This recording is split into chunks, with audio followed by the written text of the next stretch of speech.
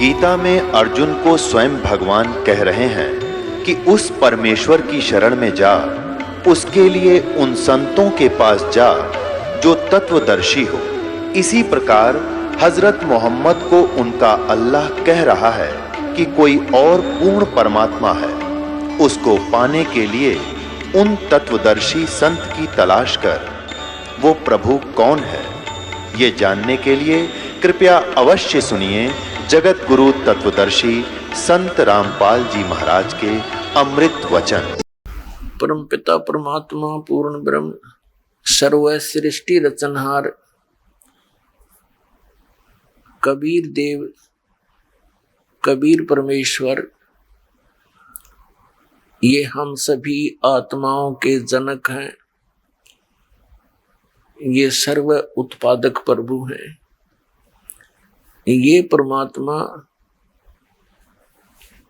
वही परमात्मा जो हमारे सदग्रंथों में परम अक्षर ब्रह्म के नाम से, परम दिव्य पुरुष के नाम से विख्यात हैं, प्रसिद्ध हैं, पूर्ण ब्रह्म के नाम से। वो परमात्मा सतलोक में रहते हैं, जिसको श्रीमद् भगवत गीता अध्याय नंबर 18 के श्लोक नंबर 62 में कहा है कि हे अर्जुन, तू सर्वभाव से उस परमेश्वर की शरण में जा। उसी परमेश्वर की कृपा से ही तू परम शांति को और शाश्वतम स्थानम सनातन परम धाम अर्थात सतलोक को, सतलोक माने अविनाशी, लोक माने स्थान, शाश्वत स्थान भी वही है, सतलोक भी उसी को कहते हैं, वहां चला जाएगा। श्रीमद् भगवत गीता अध्याय नंबर 15 के श्लोक 1 से 4 में भी यही स्पष्ट किया है कि तत्वदर्शी संत की प्राप्ति के उपरांत परमेश्वर के उस परम पद की खोज करनी चाहिए, जहां जाने के बाद साधक फिर लौटकर कभी संसार में नहीं आते। तो वो स्थान सतलोक है, जिसको वेदों में धूलोक कहा है, रत धाम कहा है। रत माने सत्य, धाम माने धाम, सतलोक। वो सतलोक में रहता है और मनुष्य दृश्य है। पुण्यात्मा, वही परमात्मा उस सतलोक से चलकर सनातन परम धाम से स्वयं गति करके सह शरीर आते हैं और फिर अच्छी आत्माओं को मिलते हैं, उनको तत्व ज्ञान से परिचित कराते हैं। वो परमेश्वर परम अक्षर ब्रह्म, जिसको सत्य पुरुष, अकाल मूर्त, शब्द स्वरूपी राम, सतपुरुष आदि नामों से जाना जाता है, उपमात्मक नामों से, वो कबीर देव हैं, कबीर साहब हैं। ये काशी में आए, बनारस में आए, वो जुलाहा अर्थात वो धानक, वो परम अक्षर ब्रह्म है, वो पूर्ण परमात्मा है। वो प्रत्येक युग में ऐसी लीला किया करते हैं। पुण्यात्माओं, आपका सौभाग्य है कि आप जी को ये यथार्थ ज्ञान सुनने को मिला। ये सदग्रंथ जिनको हम सत्य मानते हैं, जिनमें कौन कौन से सदग्रंथ हैं? पवित्र चारों वेद, ऋग्वेद, यजुर्वेद, सामवेद और अथर्ववेद। 5वां वेद है, उसका तो इनको ज्ञान ही नहीं है, अभी तक हमारे प्रकाश में आया ही नहीं था। इनके अतिरिक्त पवित्र श्रीमद् भगवत गीता, पवित्र 18 पुराण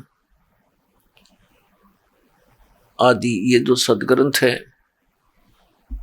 ये लगभग 5500 वर्ष पूर्व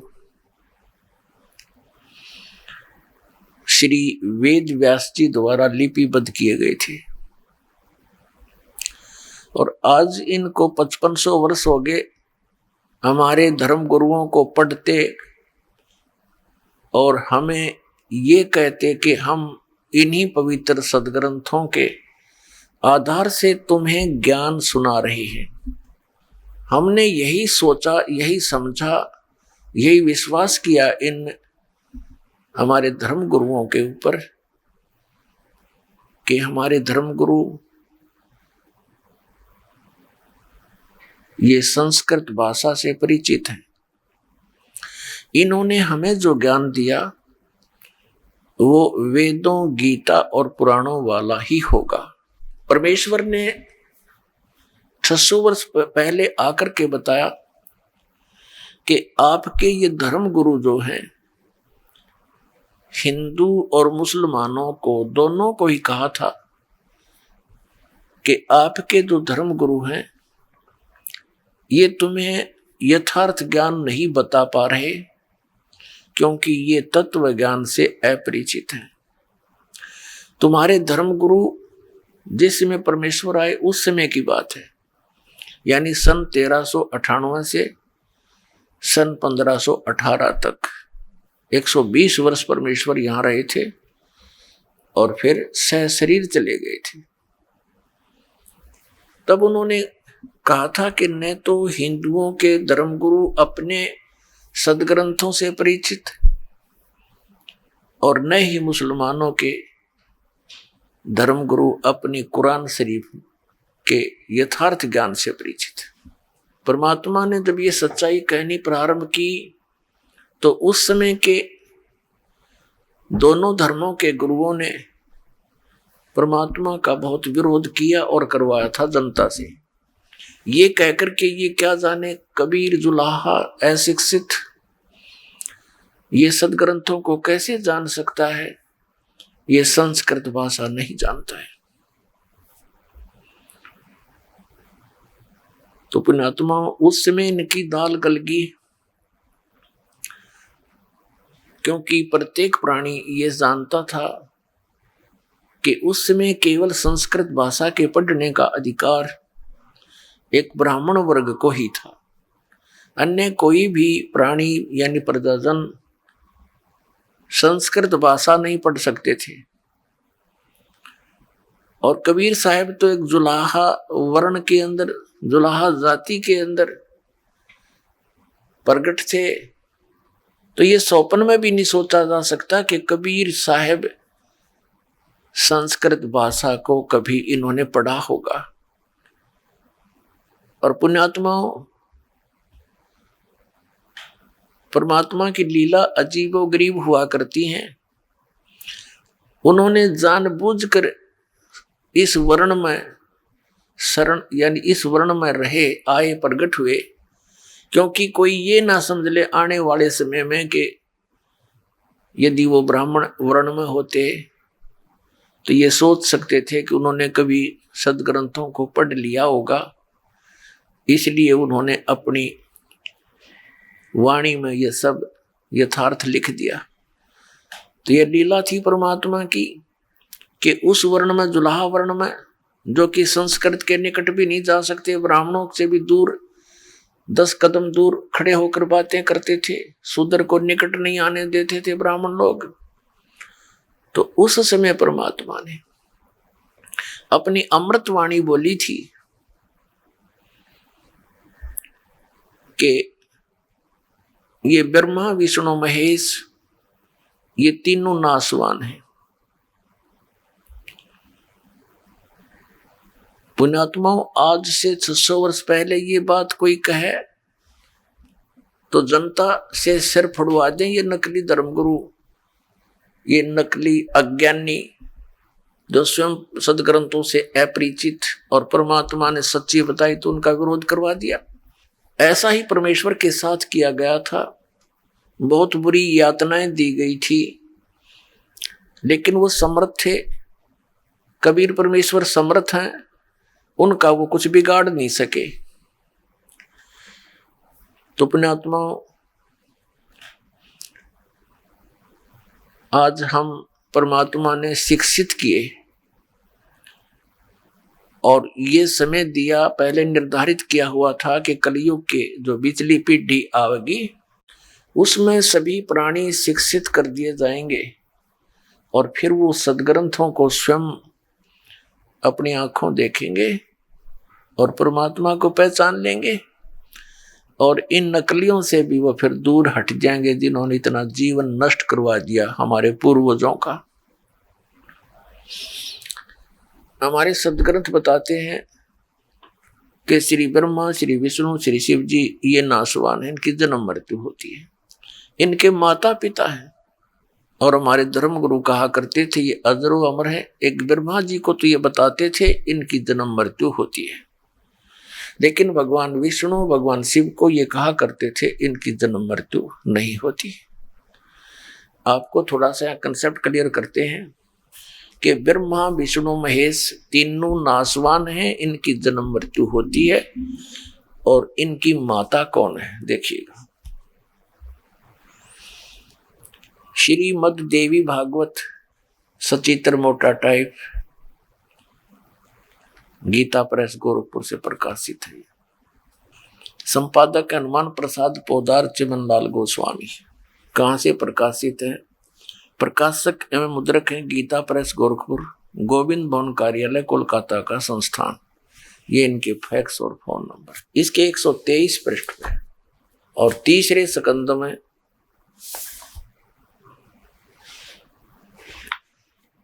या 123 पृष्ठ पर भगवान विष्णु कह रहे हैं तुम शुद्ध स्वरूपा हो, ये सारा संसार तुम इसे उद्भासित हो रहा है।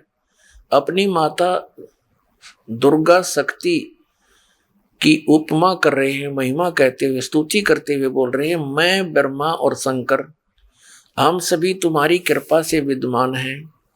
हमारा आविर्भाव माने जन्म और तिरोभाव माने मृत्यु हुआ करता है। केवल तुम ही नित्य हो, जगत जननी हो, प्रकृति और सनातनी देवी हो। ये स्पष्ट कह रहे हैं भगवान विष्णु जी कि हमारा तो आविर्भाव माने जन्म, तिरोभाव माने मृत्यु हुआ करता है, केवल तुम ही नित्य हो। भगवान शंकर बोले देवी यदि महाभाग विष्णु तुम्ही से प्रकट हुए हैं तो उनके बाद उत्पन्न होने वाले ब्रह्मा भी तुम्हारे बालक हुए। फिर मैं तमोगुणी लीला करने वाला शंकर क्या तुम्हारी संतान नहीं हुआ? अर्थात मुझे भी उत्पन्न करने वाले तुम ही हो। शिवे संपूर्ण संसार की सृष्टि करने में तुम बड़ी चतुर हो। इस संसार की सृष्टि, स्थिति और संहार में तुम्हारे गुण सदा समर्थ हैं। उन्हीं तीनों गुणों से उत्पन्न हम ब्रह्मा, विष्णु एवं शंकर नियमानुसार कार्य में तत्पर रहते हैं। इस पवित्र पुराण ने श्री देवी भागवत ने यानी श्री देवी पुराण ने इन चंद पंक्तियों में ये 5 कंसेप्ट क्लियर कर दिए, 5 पॉइंट स्पष्ट कर दिए। नंबर 1 कि ब्रह्मा, विष्णु, महेश की जन्म मृत्यु होती है, ये अविनाशी नहीं है। नंबर 2 दुर्गा इनकी माता है। और नंबर 3 दुर्गा को प्रकृति भी कहते हैं। और नंबर 4 ये होगा कि रजगुण ब्रह्मा, सतगुण विष्णु, तमगुण शिव जी है। और 5वां ये हो गया कि ये केवल नियमानुसार कार्य में ही तत्पर रहते हैं। ब्रह्मा, विष्णु, महेश केवल वर्क डन दे सकते हैं, आपके भाग्य में, प्रारब्ध में या किसी भी प्रकार का लाभ हानि कम और अधिक ये नहीं कर सकते। अपनात्माओं, पवित्र हिंदू धर्म के प्रवर्तक आदि शंकराचार्य जी माने जाते हैं और उन्होंने फिर 4 पीठ बनाई थी। प्रत्येक पीठ पर अपने सुयोग्य शिष्य, एक सुयोग्य शिष्य को उस पर दोस्त प्रतिष्ठित किया था। उनके लिए फिर एक नियम बना दिया था, मठ आमनाए बोलते हैं उसको। वो पुस्तक विधान बनाकर इनको वो दे गए थे कि ऐसे तुम करते रहना। तो सर्वप्रथम हम आदि शंकराचार्य के विचारों को ही पढ़ें, वो क्या ज्ञान देकर गए हैं। पुण्यात्माओं, उससे पहले सतयुग त्रेता द्वापर में अलग से कोई विधान नहीं था, कोई धर्म नहीं था, और सभी वेदों अनुसार ही साधना किया करते थे। कोई भी धार्मिक अनुष्ठान होते थे वो वेद मंत्रों से ही किया करते थे। और आदि शंकराचार्य जी ने हमें क्या ज्ञान दिया? पुण्यात्माओं, जो शंकराचार्य जी हुए हैं प्रथम, उनका एक बहुत बड़ा योगदान है, एक बड़ा उपकार है। उन्होंने बुद्ध धर्म के प्रचार को रोक दिया। चीन में हुआ था बुद्ध धर्म का प्रचार, पूरा चीन नास्तिक हो गया। कारण क्या रहा कि महात्मा बुद्ध जी ने जो परमात्मा से राहत पाने की पूजा की विधि बताई, वो शास्त्र विधि को त्याग कर मनमाना आचरण था, जिस कारण से आध्यात्मिक लाभ किसी को नहीं हुआ। अंत में 1000, 2000, 4 या 2500, 3000 वर्ष तो हो चुके उस महात्मा बुद्ध के जन्म को, क्योंकि आदि शंकराचार्य से पहले उनका जन्म था। उस समय तो बुद्ध धर्म बहुत प्रचार यानी चरम सीमा पर था। तो उस समय से और अब तक बुद्ध धर्म के अनुयायियों को आध्यात्मिक लाभ नहीं हुआ, जिस कारण से वो नास्तिक हो गए कि अपना करो और खाओ, भगवान भगवान कुछ नहीं है। अब उस बुद्ध धर्म को रोकना एक बहुत बड़ा उपकार हमारे ऊपर रहा, लेकिन बात वहीं की वहीं रही। आसमान से गिरे खजूर में अटक गए। अब इन शंकराचार्य जी ने हमें क्या ज्ञान दिया, एक झलक दिखाते हैं। ये है सांकर पंचम। ये सांकर पंचम नामक एक पुस्तक है, और इसके रचन करने वाले कौन है? आदि शंकराचार्य विरचित पंच ग्रंथा नाम संग्रह, 5 ग्रंथ रचे गए, उनका संग्रह है। देखिएगा, ये है आदि शंकराचार्य। और ये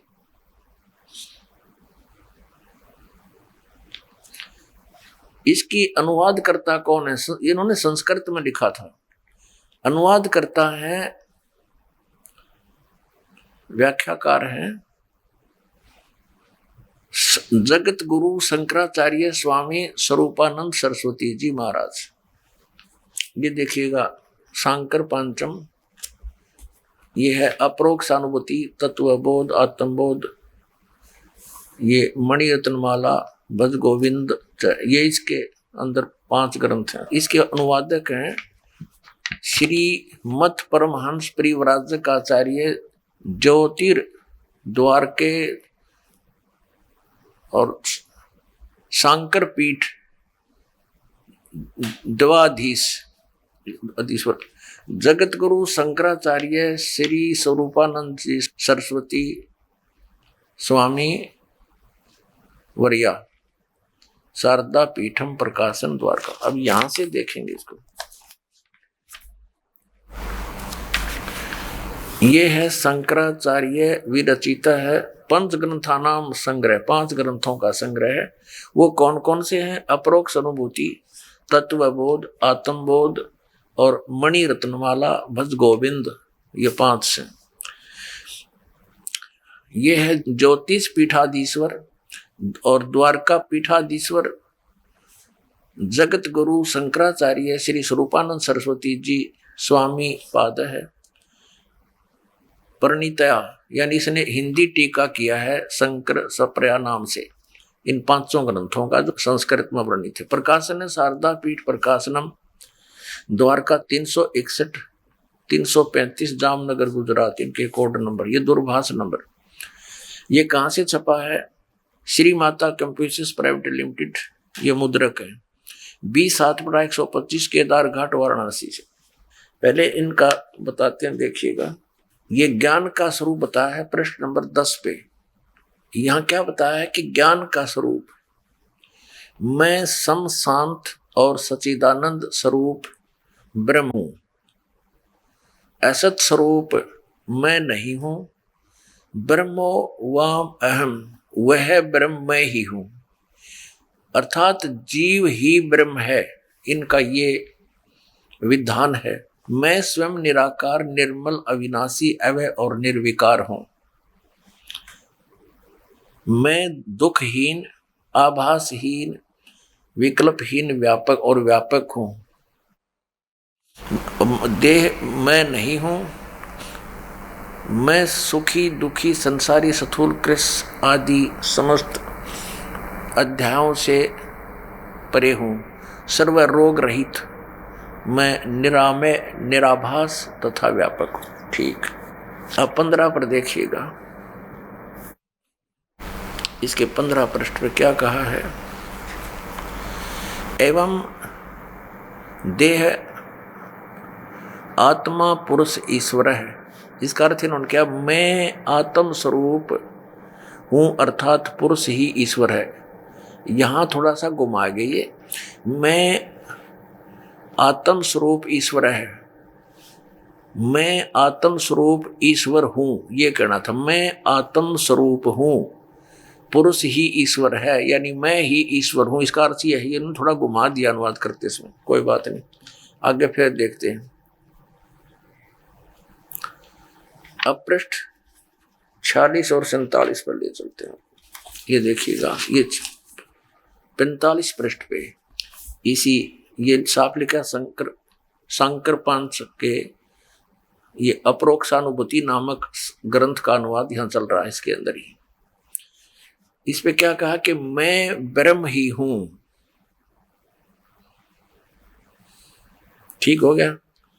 फिर यहां लिखा है 46 पे, अहम ब्रह्मास्मि, मैं ब्रह्म ही हूं। यह सदवर्ती से जो परमानंदायिनी निरालम सतीथि है, उसे ध्यान कहते हैं। ये इनका ध्यान है कि मैं ब्रह्म ही हूं, मैं भगवान ही हूं। अब आते हैं 71-72 पे। ये प्रश्न नंबर 71 पर आत्मबोध नामक ग्रंथ है, इसका अनुवाद किया है। यहां देखिएगा, किंतु असंग सचिदानंद स्वरूप प्रकाश रूप सर्व अंतर्यामी चिदाकाश स्वरूप हूं मैं ही। मैं देह हूं, पुरुष हूं, ऐसा नहीं। ये तो सब नकारा किया कि ऐसा निश्चय नहीं होना चाहिए, पुरुष नहीं हूं।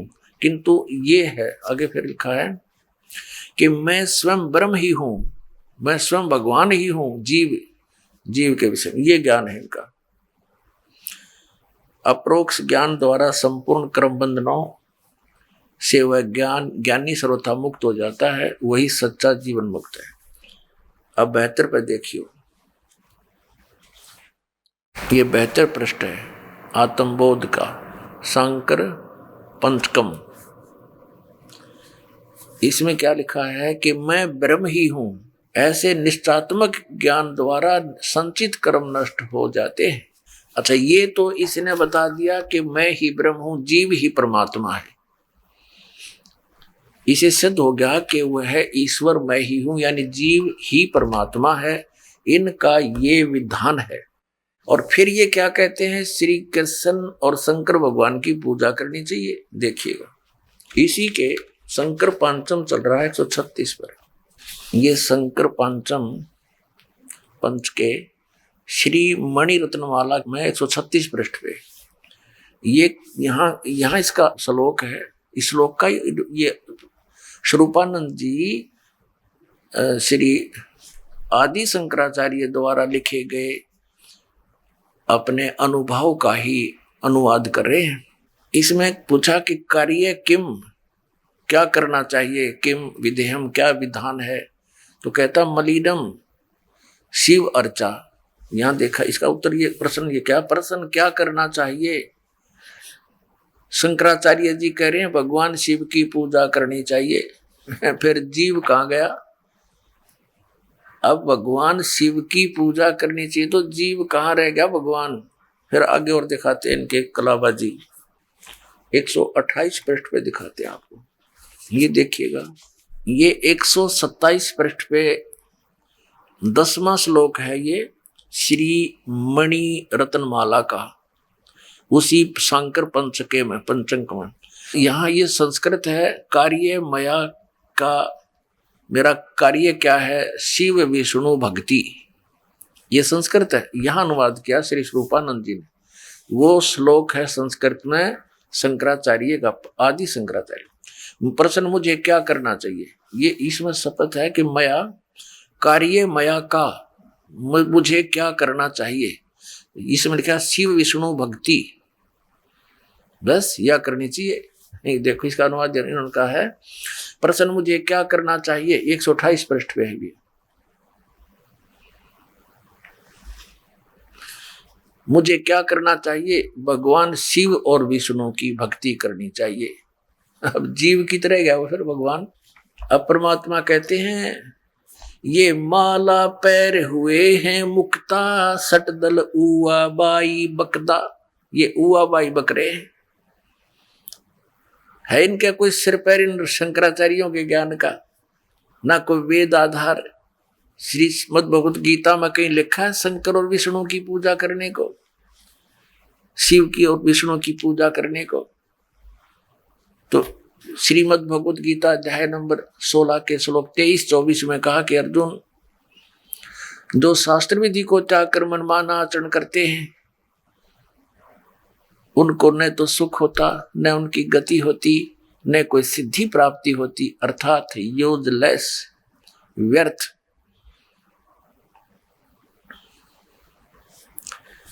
अब देखिएगा इसी 128 पृष्ठ पे शंकर पांचम वही चल रहा है, शंकर पांचम। और ये श्री मणि रत्नमाला 128 पृष्ठ पे आपने पूछा, इन्हीं का प्रश्न है, मूर्ख कौन है, जिसमें विवेक नहीं वह मूर्ख है। देखिए इनका विवेक, मुझे क्या करना चाहिए, भगवान शिव और विष्णु की भक्ति करनी चाहिए। और देखिए अब 72 पृष्ठ पे, 71 पृष्ठ पे क्या कह रहे हैं, मैं स्वयं ब्रह्म ही हूं, आत्मा ब्रह्म है। मैं फिर 72 पे कह रहे हैं, मैं ब्रह्म ही हूं, ऐसे निश्चयात्मक ज्ञान द्वारा संचित कर्म नष्ट हो जाते हैं। अपने आप को न सोच ले मैं ब्रह्म हूं, बस मैं भगवान हूं। फिर शंकर भगवान की पूजा किस लिए करनी जरूरत है, इससे तो सारा काम बड़ी ज्ञानियों कहण मात्रते हैं, सोचन मात्रते हैं कि मैं भगवान हूं। फिर भगवान शिव और विष्णु की पूजा की क्या आवश्यकता रहेगी। तो आप निर्णय कर लेना मूर्ख कौन है। ये देखिएगा इसकी भूमिका के अंदर क्या लिखा है, इस शंकर पांचम भूमिका, इसमें क्या लिखा है, इसके हम चलते हैं प्रश्न नंबर 14 पे। ये देखिएगा इसमें क्या बताया है, आपने जिन विषयों पर अधिक बल दिया है, भूमिका बनाता है अनुवादकर्ता। अनुवादकर्ता श्री स्वरूपानंद जी हैं, शंकराचार्य 2 पीठों के पीठाधीश्वर। और ये कह रहे हैं कि इस अनुवाद जो मैं करने जा रहा हूं इसका, तो इसमें लिखा है कि उसमें इस 5 इकट्ठे किए हुए ग्रंथों में उन्होंने क्या विशेष ज्ञान दिया है। देखिएगा ये प्रश्न नंबर 14 पे, आपने जिन विषयों पर अधिक बल दिया उनमें सत्संगति, गीता पाठ, श्री शंकराचार्य के बारे में लिखा है। और भगवान विष्णु व शिव, भगवान विष्णु शिव व श्री कृष्ण की भक्ति, गंगा जल का पीना पान आदि आदि इनके ये मुख्य आत्मज्ञान की आवश्यकता आदि पर रेखांकित किया है। आप जी को आदि शंकराचार्य जी के विचार सुना रहा है ये दास। और कहते हैं, परमात्मा कहते हैं कबीर साहब जी के, एक हाथी के पेड़ में और सब जीवों की पेड़, यानी एक आदि शंकराचार्य के विचार आपके रूबरू हो जाएंगे तो समझ लेना कि अन्य वर्तमान के जो शंकराचार्य जी हैं वो उन्हीं के ज्ञान का आगे प्रचार ही कर रहे हैं। बस इतनी सी बात है। देखिएगा इसके पृष्ठ 58 पर ले चलते हैं आपको। ये देखिएगा शंकर पंचके तत्वबोध 58। यह इन्होंने तत्व विवेक किया है। तत्व विवेक क्या है, ये तत्व विवेक यानी तत्व विवेक क्या है, इसका ये हिंदी है। तत्व विवेक क्या है? उत्तर है शंकराचार्य जी का, आदि शंकराचार्य जी का, आत्मा सत्य है और उससे भिन्न संपूर्ण जगत मिथ्या है। इसी नित्य ज्ञान को तत्व विवेक कहते हैं। अब आगे दिखाते हैं आपको।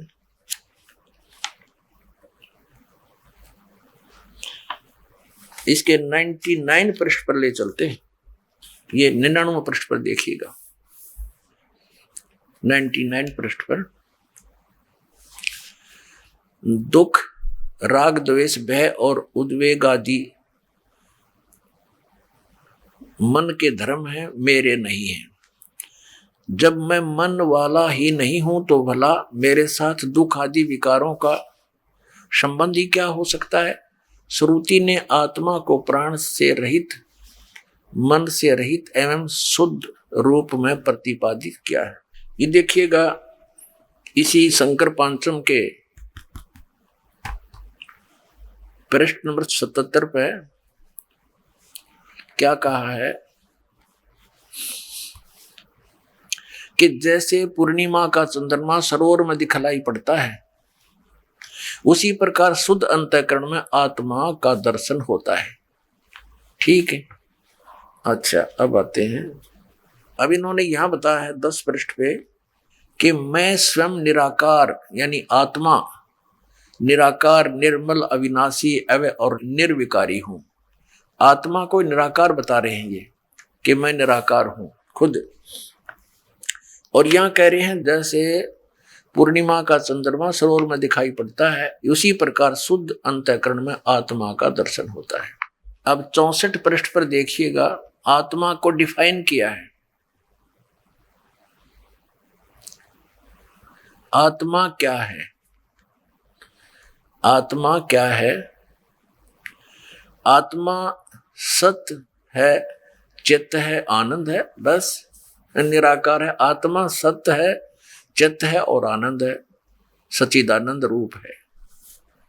यानी सच्चिदानंद ये भगवान को भी कहते हैं और आत्मा को भी, यानी आत्मा और जीव को एकीकरण किया है। इसको ये अद्वैत मत बोलते हैं। ये इनके घर का है, ना वेदों और ना ग्रंथों में कहीं प्रमाण नहीं, सदग्रंथों में। एक कंसेप्ट और क्लियर करते हैं कि विश्वनाथ यानी नारायण कौन है, 123 पृष्ठ पे, फिर आगे चलेगा आपको। ये देखिएगा 123 पृष्ठ पे, 123 पृष्ठ पे श्रीमणि रत्नमाला में ये क्या बताया है कि शिष्य का प्रश्न, हे गुरु, हे कृपालु, मैं इस अपार संसार समुद्र के बीच में डूब रहा हूं, मेरे लिए बचने का कोई उपाय है, कोई शरण है? कृपा उपदेश करने की कृपा कीजिए। गुरु का उत्तर, जो सारे संसार का ईश्वर है, उसके चरण कमल का ध्यान ही सबसे बड़ी नौका है, जिस पर चढ़कर तुम संसार समुद्र के पार जा सकते हो। विश्व पाद अंबुज भगवान विश्वनाथ के चरण कमल रूपी जहाज में बैठो, वे तुम्हें पार लगाएंगे। वे ही विश्वनाथ हैं, वे ही श्री कृष्ण हैं, वे ही विष्णु हैं। अपने आत्माओं, एक तरफ तो ये कहते हैं मैं ही परमात्मा हूं, और दूसरी तरफ कहते हैं कि विष्णु, श्री कृष्ण, श्री विष्णु ये विश्वनाथ हैं, सॉरी यानी ब्रह्मांडों के मालिक हैं। अपने आत्माओं, अब इनकी वे ऑफ वर्शिप क्या है, थोड़ा सा ये झलक और दिखाते हैं। पुण्यात्माओं, परमात्मा का पाना और भक्ति करना इतना सिंपल है, बहुत ही आसान, पर यह विश्वास होना कि हम जो कर रहे हैं ये सत्य है और शास्त्र अनुकूल है, तो फिर संशय नहीं रहेगी। तो दास का जो प्रयत्न है, आपके ऊपर जो ये अज्ञान का इन पोचा मार रखा है, यो रेगमार लगा रहा है दास के आपके ऊपर से, वो पुराना रंग हटे ताकि नया ओरिजिनल पेंट और दृढ़ता के साथ आपके ऊपर वो पेंट हो जाए। तो सत्य ज्ञान आपको दास साथ साथ सुना रहा है, और इस अज्ञान को हटाने के लिए सदग्रंथ दिखा करके, इनके द्वारा लिखे हुए अनुभव दिखा करके वो रेग मार लगा रहा है। पुण्यात्माओं, अनजान पने में, भोलेपन में बहुत से श्रद्धालु कहते हैं कि रामपाल दास तो अन्य संतों की आलोचना करते हैं। पुण्यात्माओं, आलोचना वो होती है जो झूठी बकवाद करे, निराधार बातें कहे। अब जैसे इन महापुरुषों ने जो लिख रखा है आपको पढ़कर सुना रहा है, हमारे सदग्रंथों में जो लिखा है वो आपके रूबरू कर रहा है, तो इससे आपको सत्य और असत्य का ज्ञान आसानी से हो जाएगा। जैसे एक समय किसी ने नकली नोट छाप लिए थे 1000 के, 500 के, तो सरकार ने क्या किया था, डुप्लीकेट और ओरिजिनल दोनों साथ साथ रख के दिखा दिए थे, टीवी के माध्यम से, समाचार पत्रों के माध्यम से, कि ओरिजिनल ऐसा होता है, डुप्लीकेट ऐसा होता है। तो क्या सरकार आलोचना कर रही थी? एक महापरोपकार कर दिया ना, लाखों लोग ठगे जाते। उनका ईसाई गरीब व्यक्ति के पास 10-20 हजार रुपये होते हैं, वो नकली होते, तो वो तो रो रो कर टक्कर मारता। तो पुण्यात्माओं, आप जो ठगे जा रहे हो, आपकी तो कीमत ही नहीं लगाई जा सकती। मनुष्य जीवन के एक श्वास की कीमत ऐसी बताई है कि 3 लोग भी एक तरफ रख दे तो भी सस्ते हैं ये, और एक श्वास महंगा है मनुष्य का। इन्होंने कितना बर्बाद कर दिया, हमारे पीढ़ी की पीढ़ियां का नाश कर दिया। शास्त्र विधि विरुद्ध ज्ञान देकर उनको भूत प्रेत बनवा दिया, और फिर उनने पे श्राद्ध निकलवा कर फिर आगे रोजगार चला लिया। तो ये दास एक महापरोपकार कर रहा है, और बुद्धिमान समाज है, शिक्षित सभी मानव है, बहुत आसानी से अब ग्रहण हो रहा है। अगर 150 वर्ष पहले ये कोई शब्द बोल देता तो उद्मस्तरवा देते, ये नकली धर्मगुरु, ये डुप्लीकेट ज्ञान वाले। तो पुण्यात्माओं, आपका सौभाग्य है कि आप तक सच्चाई पहुंच रही है हमारे सदग्रंथों की। अब आपके समक्ष इनकी वे ऑफ वर्शिप दिखाते हैं। आदि शंकराचार्य जी ने कौन सी भक्ति बताई है? एक तो यह बता दी, श्री शिव और कृष्ण और विष्णु की भक्ति करो, श्री शिव जी की भक्ति करो, गीता का पाठ करो। फिर ये क्या बताते हैं, प्रातः उठ गए, ये देखिएगा, एक और दिखाते हैं बीच में इनकी कलाबाजी देखिए 69 पे, आत्मबोध में माया उपाधि वाले चेतन को ईश्वर कहते हैं, और इस प्रकार उपाधि भेद से जीव ईश्वर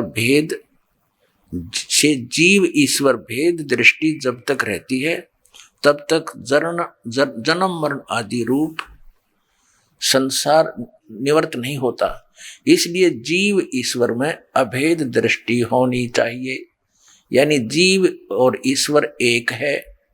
हो गया क्लियर? जीव ही ब्रह्म है, जीव ही ईश्वर है, यह कसर रह रही थी। अब 51 पृष्ठ पर आते हैं, ये देखिएगा 51 पृष्ठ पे इनकी पूजा क्या है।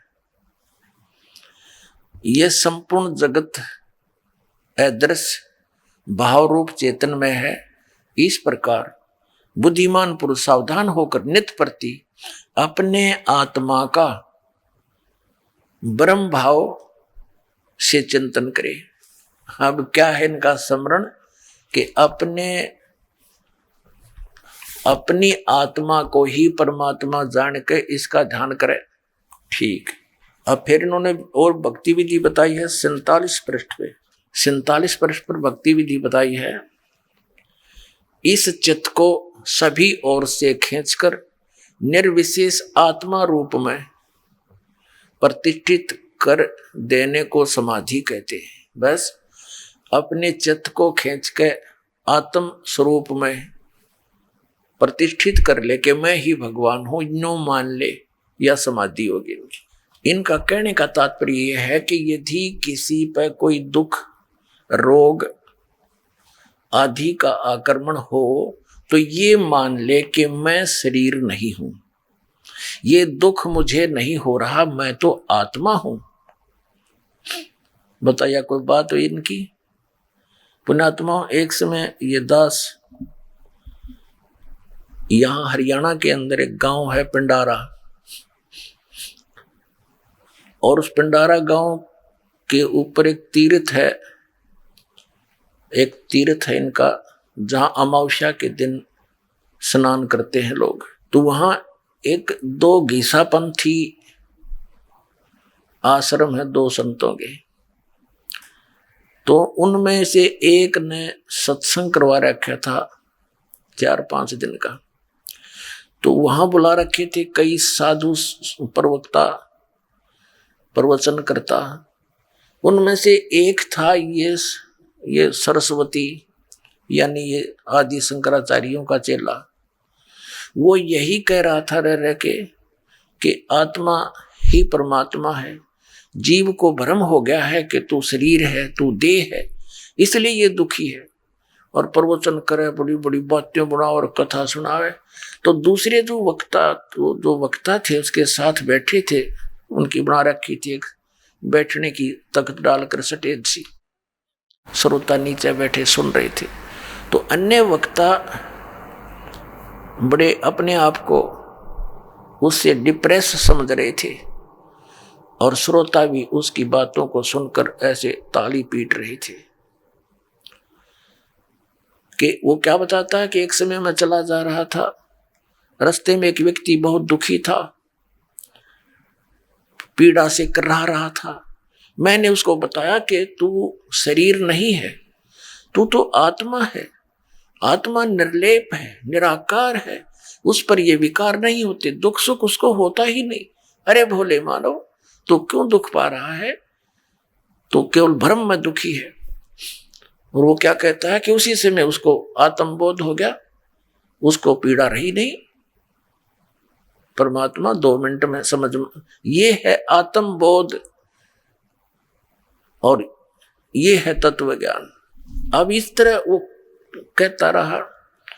जैसे अगले दिन सत्संग समापन होना था, उससे पहले वाली रात्रि में वो न्यू प्रवचन करके उठ गया। रात के 12-1-1:30 बजे से उसका पेट में दर्द हो गया और इतनी बुरी तरह हो गया ना, चिल्लावट डांगर की तरह, पशु की तरह। वो जितने भी भगतजन विश्राम कर रहे थे सब उठ कर आगे, वो वक्ता भी जो दूसरे कमरों में थे वो भी आगे। तो पता चला कि उस काशी विद्यापीठ के पढ़े हुए सरस्वती का पेट में दर्द हो गया। दूसरे आश्रम से गाड़ी लाए, गाड़ी में डालकर बैठाकर उसको ले गए जींद शहर में, 2-2.5 किलोमीटर दूरी पर है। वहां उसका ट्रीटमेंट हुआ। 2 बजे ले गए थे, सुबह 6-7 बजे वो कुछ राहत मिली, फिर वापस ले आए। वो गाड़ी से उतर कर ऐसे चल रहा था जैसे जच्चा चाल्या कर, फिर धीरे धीरे कदम रखे, मुंह नीचे न लटका रहा। तो दूसरे जो वक्ता थे वो उसके इर्द गिर्द मंडरा गए और कहने लगे, स्वामी जी, अरे तू तो आत्मा है, तुझे पीड़ा तो होती ही नहीं, क्यों चिल्ला रहा था? कहता चल चल अपना काम करे। तो पुण्यात्मा, बीजक की बाता कहे बीजक नाई हाथ, ये पृथ्वी डोबण उतरे का मीठी बात। ये है ये शंकराचार्यों का विधान।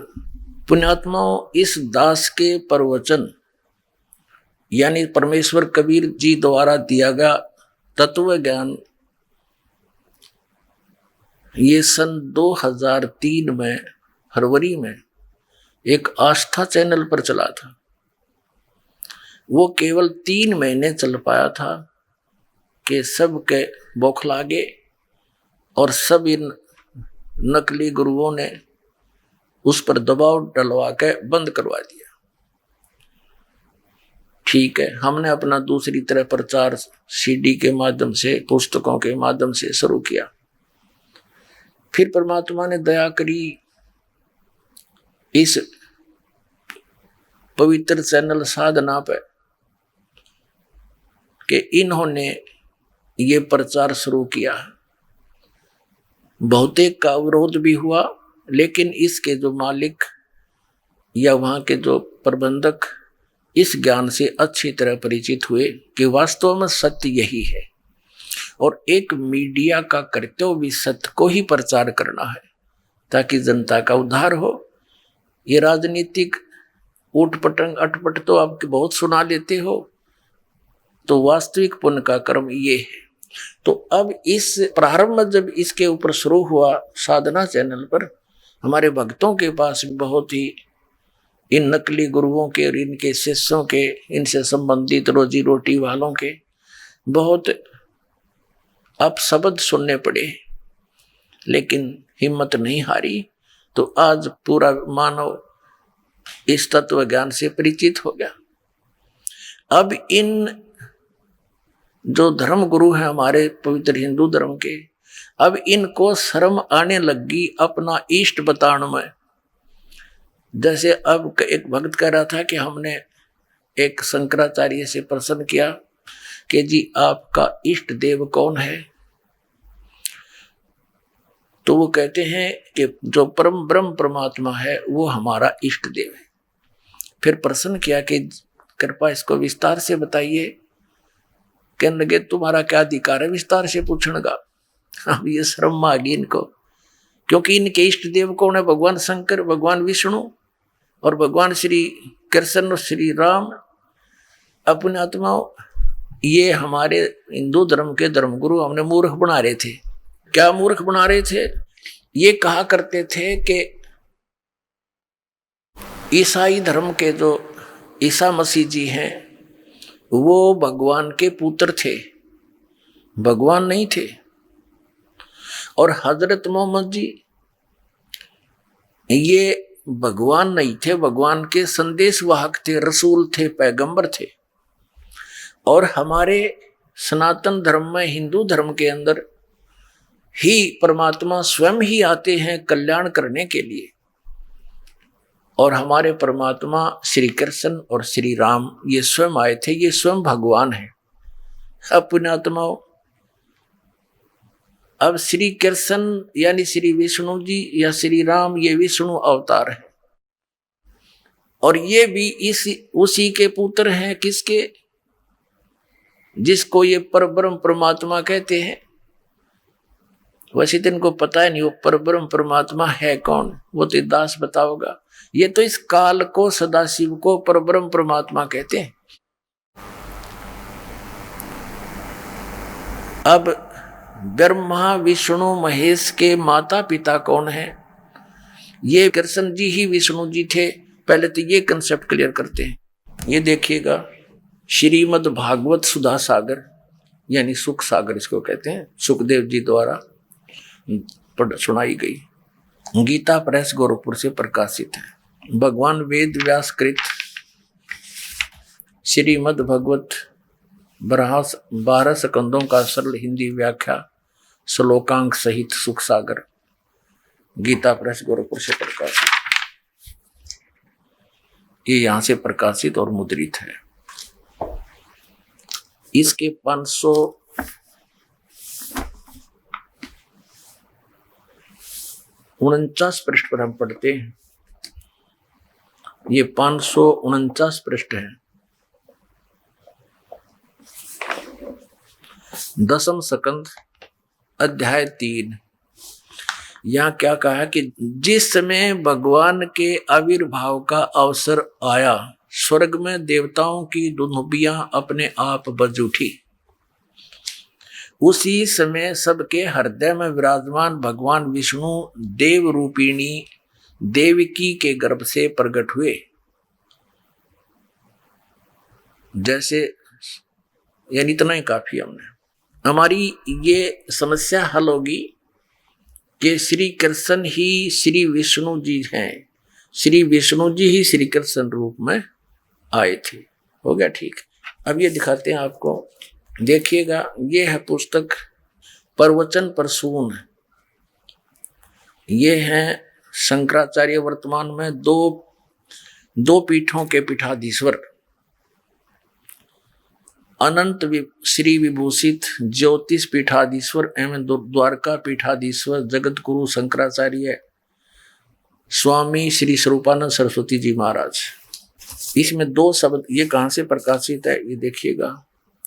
दंडी स्वामी स्वरूपानंद सरस्वती जी महाराज, प्रकाशक है स्वामी सदानंद सरस्वती, श्री शारदा पीठ द्वारका जामनगर गुजरात, दूरभाष इतने। मुद्रक है अंबिका ऑफसेट मीठापुर जामनगर गुजरात से। इसके 2 शब्द में स्पष्ट कर दिया है। इस ग्रंथ में पूज्यपाद अनंत श्री विभूषित योगीराज स्वामी स्वरूपानंद सरस्वती जी महाराज के द्वारा 1967 में नवरात्रि के पावन अवसर पर चाई बासा झारखंड में दिए गए प्रवचनों का संकलन है। यानी इसमें जो विचार हैं वो श्री स्वरूपानंद सरस्वती जी शंकराचार्य जी के हैं। इसके 48 पृष्ठ पर हम आपको ले चलते हैं। ये देखिएगा, सप्तम परशून, और इसका पृष्ठ है यहाँ पर 48 पृष्ठ।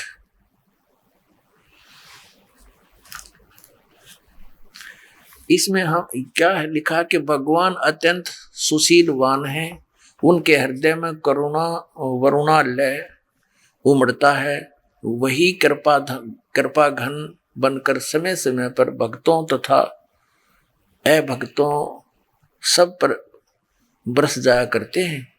यह उनकी उदारता का, सुशीलता का अति उत्कृष्ट निदर्शन है कि वह अपने तथाकथित शत्रुओं पर भी, खलों और महादुष्टों पर भी दया दृष्टि रखते हैं और अपने हाथों से मार कर उन्हें परम गति देते हैं। प्रभु खलोद्धार का कार्य स्वयं करते हैं।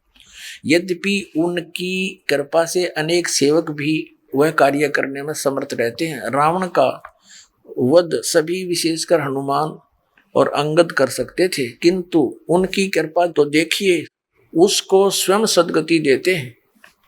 अपने हाथ भक्तों के कल्याण हेतु भी वह स्वयं आते हैं। द्रौपदी की लाज स्वयं द्वारका से दौड़कर बचाई थी। गज के रुदन पर नगन पद दौड़े थे। हाथी को, गज माने हाथी को, जब गरा ने मगरमच्छ ने पकड़ लिया था, वो रोने लग गया, तो परमात्मा नंगे पैर दौड़कर आए थे, उसकी रक्षा की थी।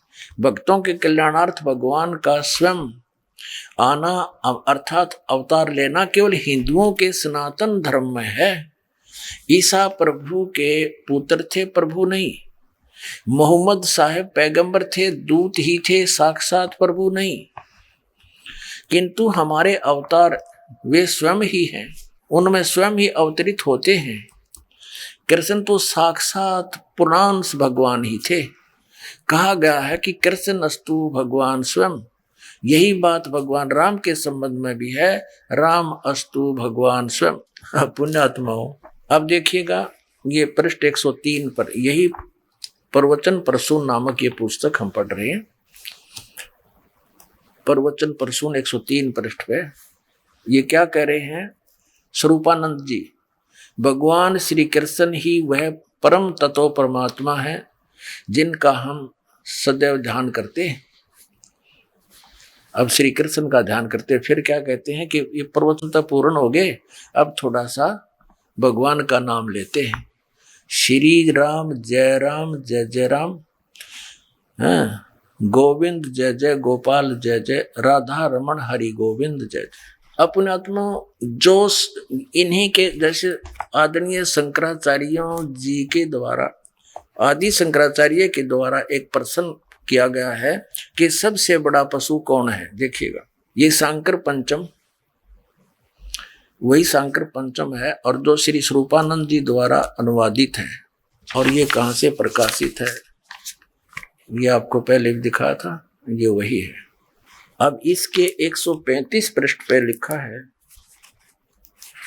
कि सबसे बड़ा पशु कौन है, उसको डिफाइन किया है 135 पृष्ठ पे। सबसे बड़ा पशु कौन है, जिसने शास्त्रों का अध्ययन किया हो फिर भी वह धर्म का आचरण नहीं करता हो और न ही उसको आत्म रूप का ज्ञान हो, वह सबसे बड़ा पशु है। इन्होंने एक और स्पष्ट किया है कि हमारे सबसे बड़े शत्रु कौन है। देखिएगा, इसी 135 पृष्ठ पे हम पढ़ रहे हैं क्या कि वे कौन है जो देखने में तो मित्र की तरह लगते हैं लेकिन वास्तव में वे शत्रु हैं। पुत्र आदि जितने संबंधी हैं वे सब ऐसे शत्रु हैं जो देखने में मित्र लगते हैं। अब जितने भी ये शंकराचार्य जी हैं, इनसे कोई पूछता है क्या आप पुराणों को सत्य मानते हैं, ये कहते हैं हम सत्य मानते हैं। और फिर ये भी कहते हैं कि श्रीमद् भगवत गीता सभी सदग्रंथों का, उपनिषदों का निष्कर्ष है, वो सत्य है। अब इन महापुरुषों ने कितना सदग्रंथों को जाना है, पढ़ा अवश्य है, इन्होंने गोट भी रखा है, इनके सारे श्लोक भी याद होंगे, लेकिन ज्ञान बिल्कुल नहीं, अध्यात्म ज्ञान नहीं कि उसमें लिखा क्या है। जैसे स्वरूपानंद जी क्या बताते हैं, देखिएगा। ये है प्रवचन प्रसून पुस्तक, प्रवचन प्रसून।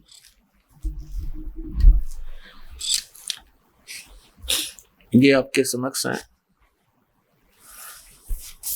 और ये कहाँ से छपी है? दंडी स्वामी स्वरूपानंद सरस्वती जी महाराज के प्रवचन है, श्री द्वारका शारदा पीठ से प्रकाशित है। प्रकाशक है स्वामी सदानंद सरस्वती, श्री शारदा पीठ द्वारका, जामनगर गुजरात, दूरभाषित ने। ये आपको दिखाई दिया था सारा। और ये 2 शब्द में स्पष्ट किया है कि ये सन 1967 में पूज्यपाद श्री स्वामी स्वरूपानंद सरस्वती जी महाराज के प्रवचनों का संकलन है। अब इसके 111 पृष्ठ पे दिखाते हैं। ये 111 पृष्ठ पे है। इन्होंने क्या बताया है कि प्रकृति त्रिगुणात्मिका होती है। 3 गुण हैं, सत्व, रज और तम। प्रकृति के 3 गुण अंतःकरण में ही भी रहते हैं, वह कर्म से घटते बढ़ते रहते हैं। ये क्या बताते हैं? प्रकृति इन 3 गुणों को कहते हैं सत्व, रजो और तम, या इनकी प्रकृति है दंडी स्वामियों की।